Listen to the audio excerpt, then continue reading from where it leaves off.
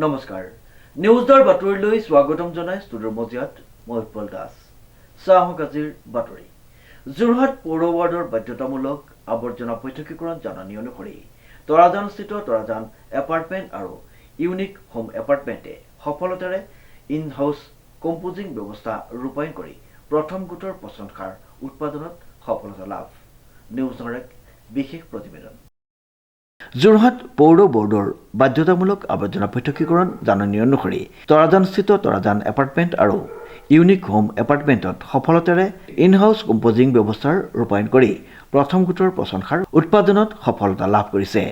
মোৰ নাম শাকলিন, মই সাহস যিটো এটা NGO হয় যিটো ৱেষ্ট মেনেজমেণ্টৰ লগত জড়িত, তাৰে মই এজন কৰ্মী। আৰু আজি আমি উপস্থিত আছোঁ আমাৰ যিটো তৰাজান এপাৰ্টমেণ্ট 11 নম্বৰ ৱাৰ্ডৰ যোৰহাটত এইটো উপস্থিত। চ' ইয়াত আজি আমি এবছৰ পূৰ্বে এটা প্ৰচেষ্টা হাতত লৈছিলোঁ, য'ত এই এপাৰ্টমেণ্টটোৰ যিখিনি ইয়াত আৱৰ্জনা ওলায় সেই আৱৰ্জনাখিনি আমি উৎসস্থলীতে 3টা ভাগত বিভক্ত কৰি আমি তেওঁলোকক আহ্বান জনাইছিলোঁ যে তেওঁলোকে যাতে নিজৰ ভিজা জাবৰখিনি পৃথক পৃথককৈ নিজৰ এপাৰ্টমেণ্টৰ ভিতৰতে কম্প'ষ্ট কৰিব পাৰে। সেই প্ৰচেষ্টাটো তেওঁলোকে হাতত লৈছিলে এবছৰ পূৰ্বে। তেওঁ এই এপাৰ্টমেণ্টৰ লগতে ইউনিক হোম এপাৰ্টমেণ্ট আৰু মধুকুঞ্জ এপাৰ্টমেণ্ট সেই দুটা এপাৰ্টমেণ্টো একে সময়তে ষ্টাৰ্ট কৰিছিলে। আৰু আজি আমাৰ কাৰণে এটা বহুত অতি সৌভাগ্য আৰু এটা ঐতিহ্যৰ কথা যে যিটো কম্প'ষ্ট হাৰ্ভেষ্ট হৈছে সেইটো আমি আজি সকলোৰে মাজত বিলাইছোঁ পোনপ্ৰথমবাৰৰ বাবে। আজি সেইকাৰণে আমাৰ ইয়াত পৌৰসভাৰ সভানেত্ৰী বাইদেউ, উপসভাপতি হয়। চ' যিখিনি কম্প'ষ্ট যিখিনি সাৰ আমাৰ প্ৰস্তুত হৈছে সেই সাৰখিনি আমি প্ৰত্যেককে এটা বেগত দিম। এতিয়া আপুনি দেখিছে আমাৰ বেক চাইডে মিটিংখন হৈ আছে। এই মিটিংখন হৈ যোৱাৰ পাছতেই সকলোকে যাকে সাৰ লাগে তেওঁলোকক আমি বিনামূলীয়াকৈ সেই সাৰখিনি তেওঁলোকক প্ৰদান কৰিম। তেওঁলোকে নিজৰ ঘৰলৈ লৈ যাব পাৰিব, নিজৰ ঘৰত তেওঁলোকে কম্প'ষ্ট হিচাপে ব্যৱহাৰ কৰিব পাৰিব। আৰু এইটো এটা অবিৰত প্ৰচেষ্টা যিটো চলি গৈ থাকিব আগলৈও। ইয়াৰ মূল উদ্দেশ্য এটাই আছিলে যে আমাৰ যোৰহাট চহৰখনত যিখিনি আৱৰ্জনা আপোনাৰ ডেইলি জেনেৰেট হয়, আমাৰ যোৰহাট চহৰত 50 টনতকৈ বেছি জাবৰ ডেইলি উৎপন্ন হয়, তাৰে 60% ভিজা জাবৰ। এই ভিজা জাবৰখিনি আমাৰ প্ৰত্যেক এনেকুৱা ধৰণৰ এপাৰ্টমেণ্টবোৰ বা ধৰি লওক মানুহৰ ঘৰত আমি যদি মানে হাউচৰ লেভেলতে যদি আমি কম্প'ষ্টিং কৰিব পাৰোঁ, তেতিয়া চহৰখনৰ জাবৰৰ সমস্যাটো 60% আমাৰ ঘৰুৱা স্থলীতে সমাধান কৰিব পৰা যায়।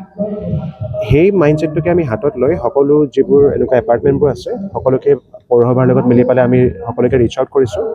আৰু তাৰে ভালে সংখ্যক এপাৰ্টমেণ্টে পজিটিভ ৰেছপন্স দিছে। আৰু এতিয়া বৰ্তমান 7-8টা এনেকুৱা এপাৰ্টমেণ্টত আমি অন চাইট কম্প'ষ্টিং কৰি আছোঁ। আৰু এই ছাকচেছটো দেখি পালে যোৰহাট পৌৰসভায়ো বৰ্তমান যিবোৰ আহিবলগীয়া এপাৰ্টমেণ্ট আছে তেওঁলোকৰ কাৰণে এইটো মেণ্ডেটৰী বনাই দিছে যে যদি অন চাইট কম্প'ষ্টিং তেওঁলোকৰ একো প্লেন নাথাকে তেতিয়াহ'লে NOC নাপাব এপাৰ্টমেণ্টবিলাকে। চ' সেইটো এটা পৌৰসভাৰ ফালৰ পৰা প্ৰশংসনীয় পদক্ষেপ লোৱা গৈছে।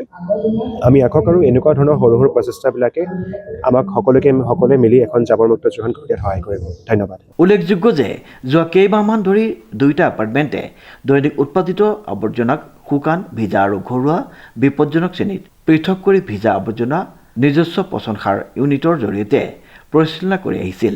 এই প্ৰচেষ্টাৰ ফলস্বৰূপে প্ৰথম গোটৰ পচন সাৰ সংগ্ৰহ সম্পূৰ্ণ হোৱাত এক বিশেষ উদযাপনৰ আয়োজন কৰা হয়।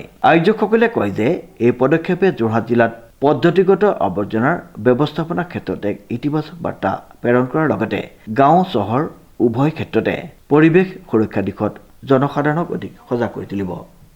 প্ৰশান্ত গায়নৰ এক বিশেষ প্ৰতিবেদন, নিউজ নাও।